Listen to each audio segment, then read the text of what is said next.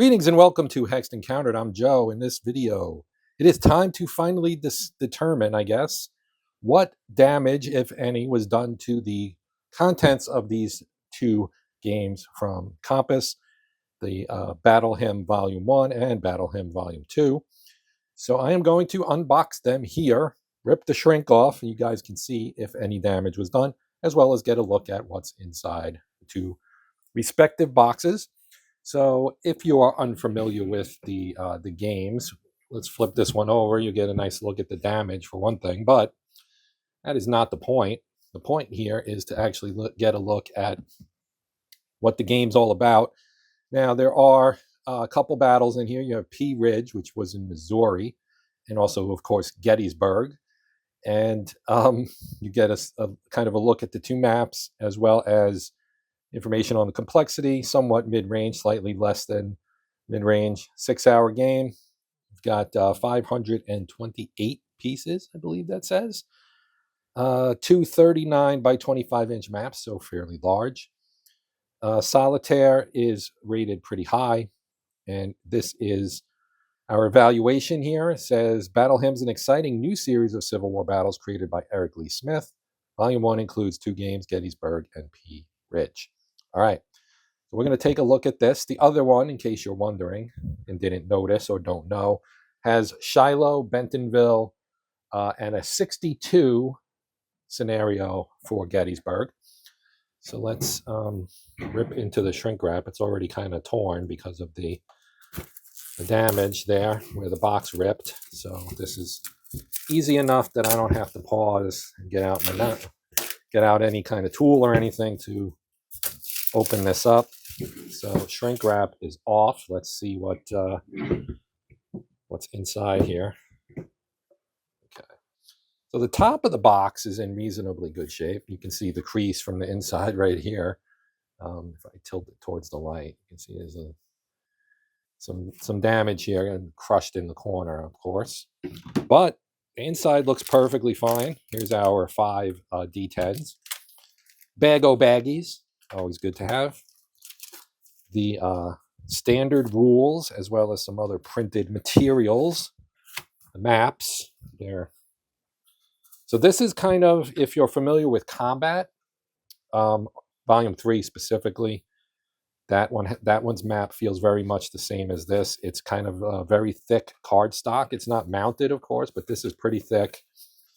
And once you put something over it, some plexi or something like that, it should lay fairly flat. Put some weight on it. We've got some counters here. The counters all look good, right? And then a whole set more of counters. And then, of course, here's the bottom. It looks like it actually got a little wet as well, if you can see the water stain there. But this is all shrink wrapped and was at the bottom. So that probably helped protect this. And looking at the maps, which were the only things not in some kind of plastic, the map looks fine. Gettysburg map also looks pretty much fine. So that would be that. Now, because I'm doing 2 games here, I'm not going to go through the rules in any kind of depth like I usually do. We'll just keep things relatively simple here. So we do have the rules, as well as some errata and clarifications as of 4/26/19. So it's been a minute since that. But here's our standard rules and the special rules. So we can just kind of flip through the standard rules. They're not very long, 20 pages here, including the back, which does have rules on it. So 20 pages. Now if I zoom in a tad, get a better look here.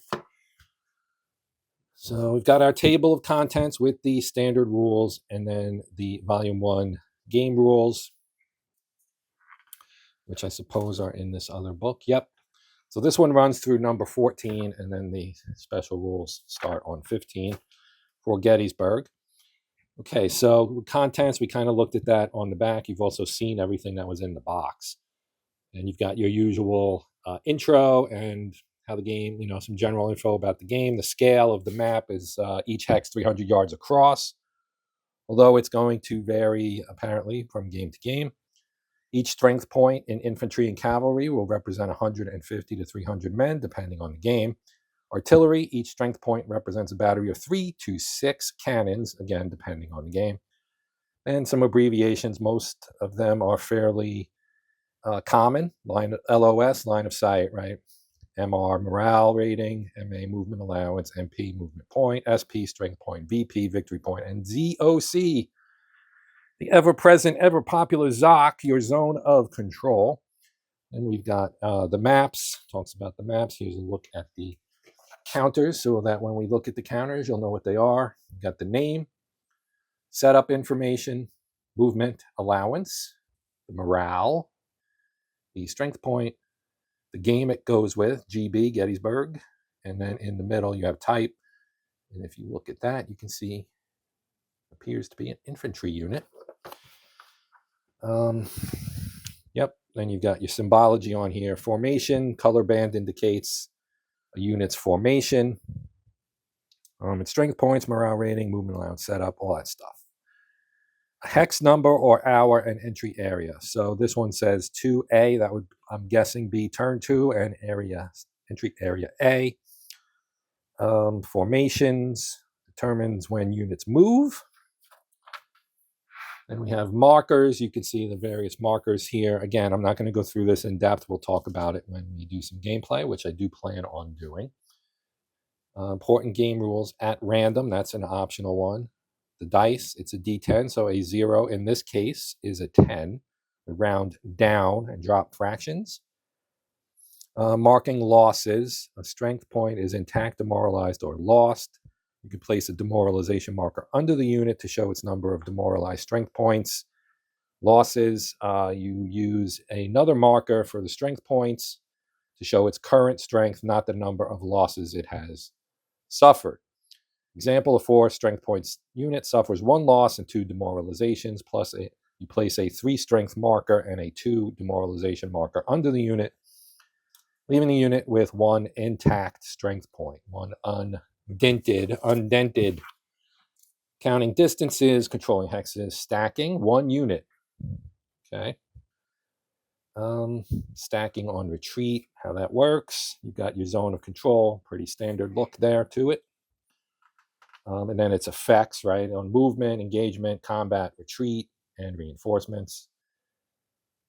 And then the rules for each of the things that it involves. Initiative, one side or the other will have initiative, or neither will, as listed in the scenario. The side with the initiative does not place its combat turn marker in the turn cut for random selection, but gets to choose when its combat turn occurs. Okay. Here's our sequence of play. You're going to determine initiative. Okay, and I'm assuming that varies a bit based on the game you're playing. You prepare your turn cup. So this is a chit draw game. You pick a turn marker from the cup, and then inside that you'll get your turn where you do a movement, a combat, and then you repeat. Step 3 until no turn markers remain. 5 is time passage and move the time marker. So it seems fairly straightforward. And you've got your movement rules, including things like restrictions and zones of control effects, terrain, how you exit, or the what is involved with exiting the map, combat rules, the procedure. You have a defending cavalry retreat. That's fairly common in Civil War games. Attacker bombardment, and then you have optional attacker retreat before combat. Both sides perform approach fire. Then you determine the first engagement, resolve the first engagement, first combat round, and then the first engagement, second combat round. Determine and resolve the next engagement. As above, continue until all engagements are resolved. Attacking units that remain in enemy zones of control and which did not advance after combat in either or both combat rounds must retreat. So you can't stick around. And then details on all of that stuff. Right. Then you've got combat resolution. Pick a unit to fire. You look at it. You determine its 2-hit chance. Roll a die for fire resolution. Place a hit marker for a successful attack. Next fire, return to step 1 until all fires for this combat turn step are resolved. Then you do hit resolution. It's all explained in here. Multi-hex and multi-unit combat. Zones of control effects on combat. Then we've got terrain effects, retreats, and how all that works. You have some retreat prohibitions as well. You have involuntary retreat into friendly units, involuntary retreats into friendly units. Your advance after combat, artillery bombardment rules. Then we have for range attenuation. That's going to affect your 2-hit chance, I guess. Line of sight. All of this stuff describing line of sight. It appears to be relatively straightforward in terms of, things that would block line of sight in most games will also block line of sight in this game. Then you have morale and how the morale checks work. And more morale stuff. How do you rally? Then special rules for unit types. We have artillery for movement and combat, horse artillery for movement and combat, cavalry, which is a little bit more complicated. You got movement, combat, mounting and dismounting, horse unit placement, horse holders to mount up, dismounted cavalry, movement restrictions, how dismounted cavalry works in combat and retreat, horse markers, movement and combat. Then there are reinforcement rules, knight rules, and how to win the game. Okay, special rules. We'll just kind of look at this in general. So you've got rules for setup here. As you can see, this is Gettysburg. Then more things about Gettysburg. There are different scenarios, of course, for the 3 days. Then you have the campaign scenario, and then we get into Pea Ridge, which has the same kind of thing. First day, second day, Pea Ridge campaign. Then your optional rules. This is an optional rule because it lengthens the game, but it is fun, more realistic, and especially recommended for solitaire play. To determine a result at random, roll a die. You decide how to roll, odd, even, etc. Random can affect many areas, each marked as or at random. Engagements, order. Combat rounds, the assignment of odd strength points in combat. Retreat priorities, reinforcement, entry, and advance after combat. You've got hidden units. And then we have some examples of play for retreat first, combat, and then game terms, kind of a glossary, if you will. Gideon Smith's Battle Report of Pea Ridge. That's pretty cool. Then your designer notes, genesis of the chit pole system. In 1981, I began development on SPI's A Gleam of Bayonets game by Richard Berg, and a title in the Great Battle of the American Civil War series, for which I was the lead developer. So you get some background on how Eric Lee Smith came up with the mechanics for the chit pole system and all that stuff. At random equals a computer game.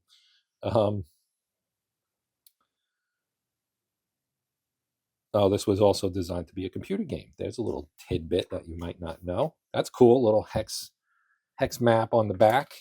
All right, now here's our terrain effects chart.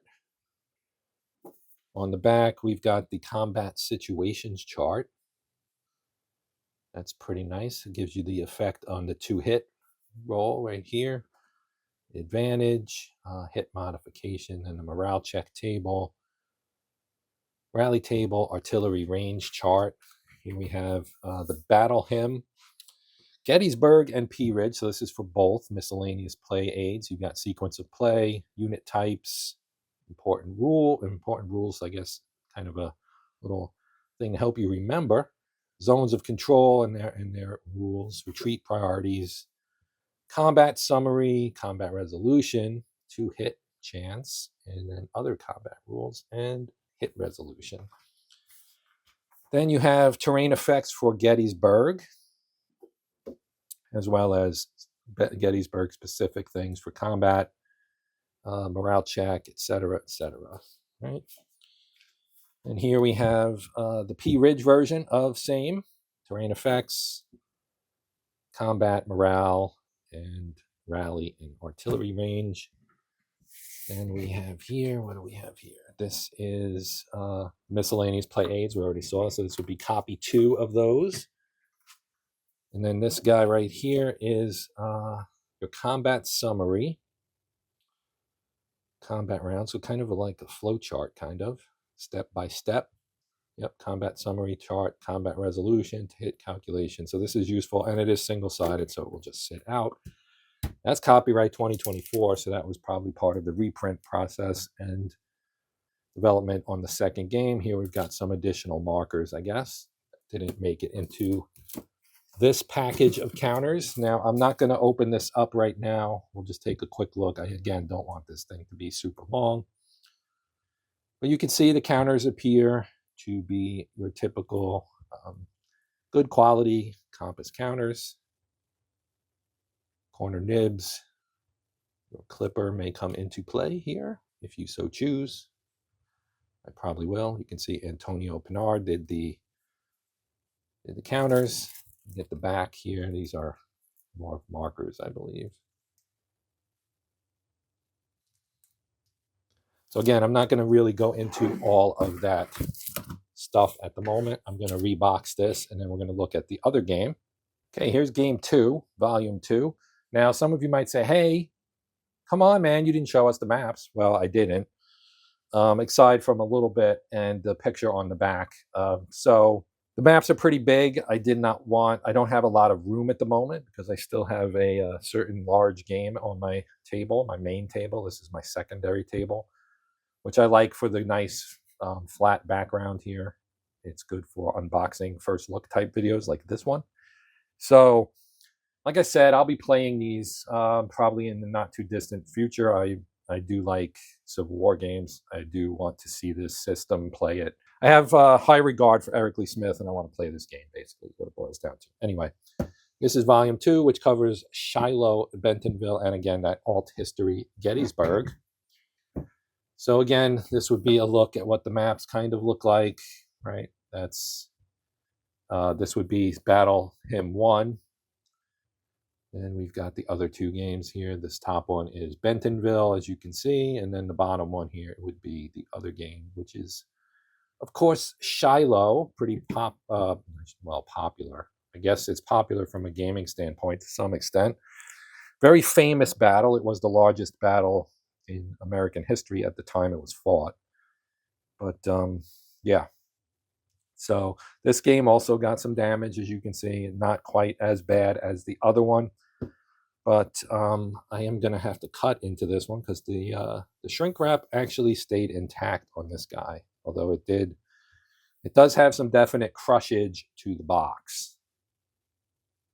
Okay, pull that off, and here we go. Looks somewhat familiar, having just looked at the other one. Bag-o-baggies, our 5D10s, our baggie of documents here. Again, special rules, and I'm sure the standard rules, right? Standard rules as well. Then our maps, we have 1,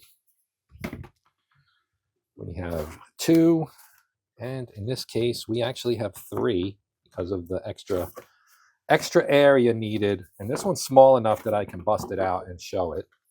So this is from Gettysburg. Now, I can zoom out a little bit here. Okay, so here, of course, there's Round Top. So obviously this is Gettysburg, and there's Little Round Top over here. Emmitsburg Road, Schoolhouse Hill, Dolly's Knob, Black Cat Knob, etc., etc. But turn it sideways, you get a better look. It's not, I guess it's probably 17 by 22 maybe, is my guess, looking at it here on the table.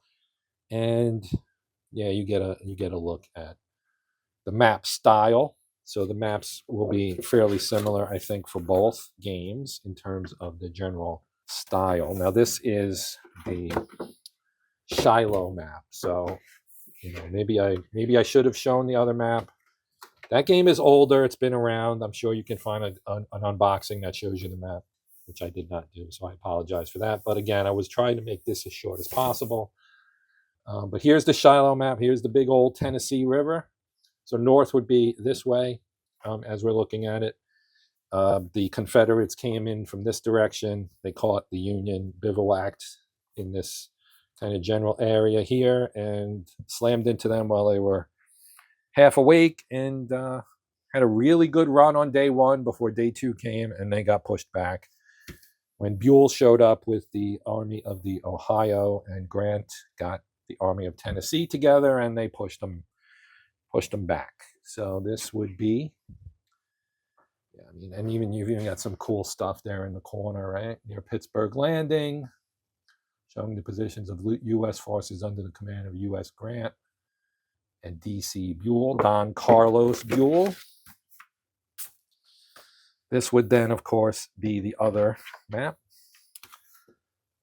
Open it up, Bentonville. And so you can see, like I said, the style is very similar. I do like the way it looks. It's well done. Nice map. Again, it's nice and thick, so you can see me kind of holding it down because it's going to take a little weight to kind of flatten it out, because it is nice thick cardstock, which is good because that means it's not going to tear very easily.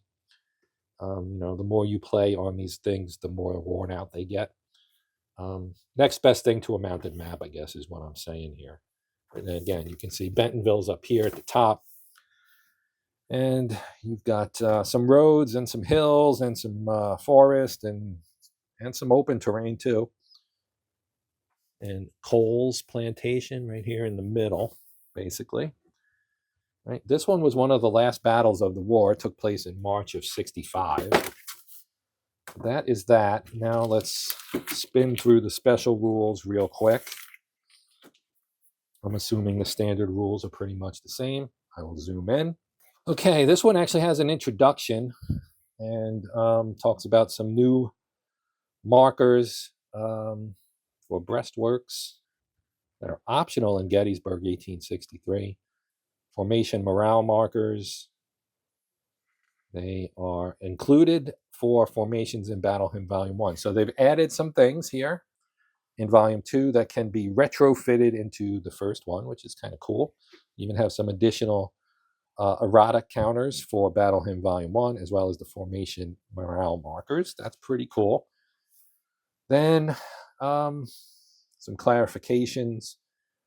Players of Battle Hymn Volume 1 asked questions, so people who played the first game had some questions for this game and got nice answers there. Then you've got Bentonville, the last huzzah. Information on that. And the scenarios. So you have scenario last charge, Sherman's fury, right? Yeah, Sherman was probably not happy that the Confederates attacked him so late in the game when things were virtually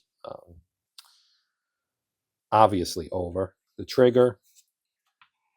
Then we have our setup information here for the left wing and right wing of the U.S. Army, and the setup for the Confederate Army. Then we have Shiloh, Modern War arrives, April 7th and 8th of 1862. Centered on a church called Shiloh. The first morning is 17.3 scenario. Then you get Union reinforcements. Then you have the Hornet's Nest scenario. And then you have gunboats and scenario the first day. Weather and mud, night and day 2. Scenario the second day. Setup info, etc., etc. Gettysburg, 1862 and 63. Information on that. Probably the updates on those. So again, lots of stuff in here.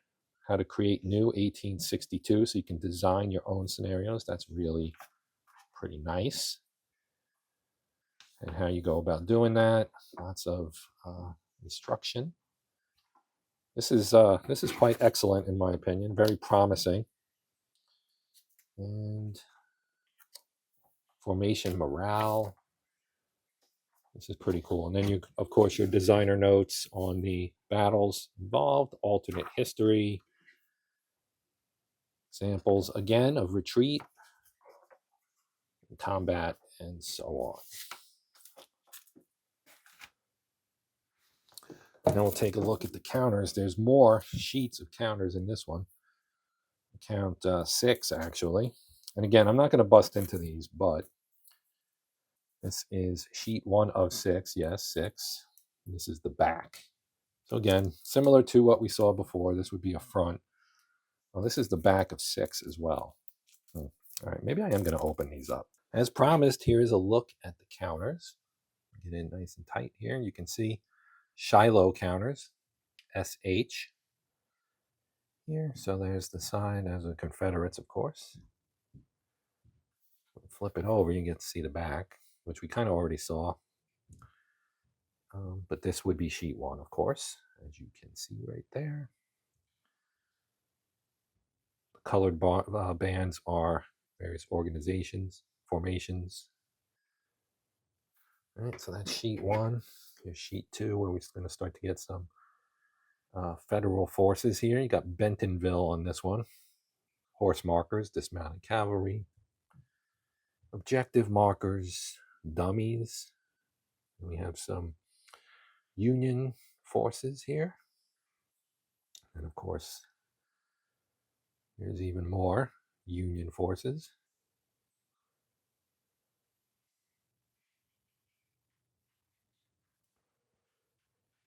And flip it over. See the same thing.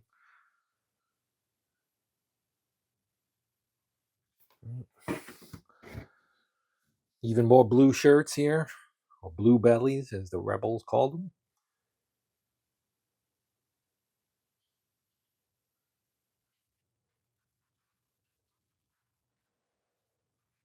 You know, horse markers, and so on and so on. There he is, old Jeb. And markers, lots of markers. These would be your strength point markers. This again is remaining strength. Right, and of course they're double-sided, so you'd have one tick lower on the back, I believe, or perhaps one tick higher in some cases. Yeah, these are 1s on their front and 2s on their back, and then these would be 3s and 4s, 5s and 6s. And then these are the demoralization markers, plenty of them. Same general setup. They're side agnostic. It's not like the Confederates and the Union need their own. Some more of those. Then we've got our breastworks, moving firing markers, hit markers, etc., etc. There you go. That is a look at this game, the second game in the series, Volume 2, which again has Shiloh, Bentonville, and the alternate Gettysburg, as well as ways to make your own, kind of roll your own, as they say, right? So that is going to do it for this video. I want to send a quick thank you and shout out to my channel members. I appreciate your support. But that is it for this one. Everyone else, thanks for watching. I hope you enjoyed the video and will check out something else down the road. While you're here, if you wouldn't mind liking, sharing, hyping, or possibly even subscribing to the channel, all of that would be very welcome. By yours truly. But if not, like I said, hopefully you'll come back and check out something else. Thank you to my subscribers, and thank you all for watching. But we are done here now. I'm Joe. This is the Hexed Encounter channel, and until next time, as always, happy gaming.